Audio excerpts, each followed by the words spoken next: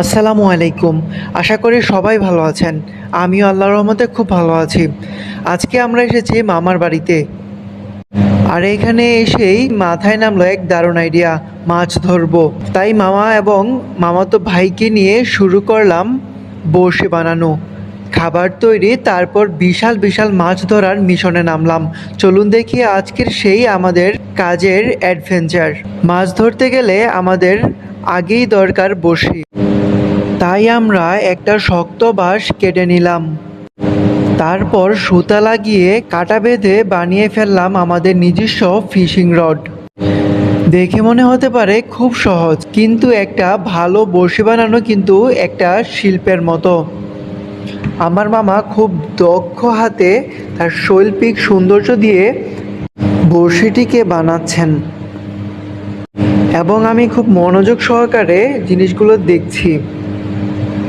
এত সুন্দর করে বড়শি বানানো যায় তা আগে কখনো জানতাম না। এখন বড়শি তো হলো, কিন্তু মাছ তো এমনি এমনি আসবে না। তাই তৈরি করলাম একদম স্পেশাল মাছের খাবার। এতে আছে বিভিন্ন ধরনের উপাদান, যেমন শুটকি, চালের গুঁড়া, একটু গুড় এবং কিছু গোপনীয় উপাদান।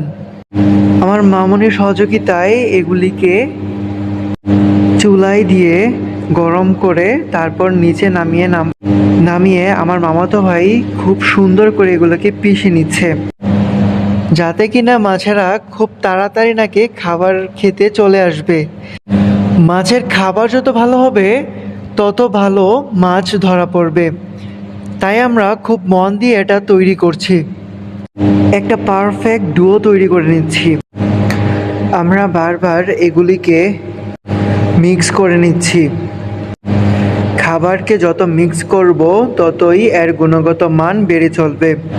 এখন হালকা হালকা পানি দিয়ে ডোটা তৈরি করে নিচ্ছি। খেয়াল রাখতে হবে পানিটা যেন বেশি পড়ে না যায়। যতটুকু দরকার পানি ততটুকুই পানি দেওয়ার পর আবারও এগুলিকে মিক্স করে নিচ্ছি। মিক্সটা যত ভালো হবে তত মাছেরা আকর্ষিত হয়ে বড়শিতে এসে ধরা দিবে। এবং অবশেষে আমাদের ডুও তৈরি করা হয়ে গেল। আমরা বড়শির মাথায় একটা ছোট সিঙ্গা লাগিয়েছি, যাতে সেটা ঠিকমতো পানি নিতে যায় আর মাছের টান সহজেই বোঝা যায়। আলহামদুলিল্লাহ, আমাদের সব কিছু প্রস্তুত হয়ে গেছে। সুতরাং আর দেরি না করে বের হয়ে গেলাম মাছ ধরতে। আমার মামা মাছ ধরায় খুব পারদর্শী, যার ফলে তিনি ভালো করে দেখে নিচ্ছেন কোন জায়গাটা দিয়ে মাছ ধরলে খুব সহজেই মাছ ধরা যাবে। অবশেষে ঠিক হয়ে গেল আমাদের মাছ ধরার জায়গা। আমরা বড়শি ফেলে বসে আছি, মোটামুটি সব কিছু রেডি। চলুন দেখি আসল অ্যাকশন। আমরা বড়শি পানিতে ফেলতেই এখন অপেক্ষা। ধীরে ধীরে পানিতে বুদবুদ উঠছে আর মাছ আসছে। ও, ধরেছে! দেখুন কি বিশাল বড় ঘাসকার। মাছটা প্রচন্ড বেগে লাফাচ্ছিল, কোনোভাবে এটাকে ধরে রাখা সম্ভব হচ্ছিল না। আমরা এখানে তিনজন ছিলাম, কিন্তু সবার আগে মামাই এই মাছটা ধরেছে। মাছটা অনেক বড় বিদায় এটাকে শক্ত করে ধরার পরেও বারবার নড়ে যাচ্ছিল। তারপর এটার মুখ থেকে বড়শিটা খুলে আমরা এই মাছ ধরার পাত্রে এটাকে রেখে দিলাম এবং উপর দিয়ে ঢাকনাটা ভালো করে ঢেকে দিলাম। আমরা আবারও খুব মনোযোগ সহকারে মাছ ধরে চলছি। সবাই তীক্ষ্ণ দৃষ্টিতে বড়শির দিকে তাকিয়ে আছে। মাছগুলি মনে হচ্ছে খুব অ্যালার্ট হয়ে গেছে।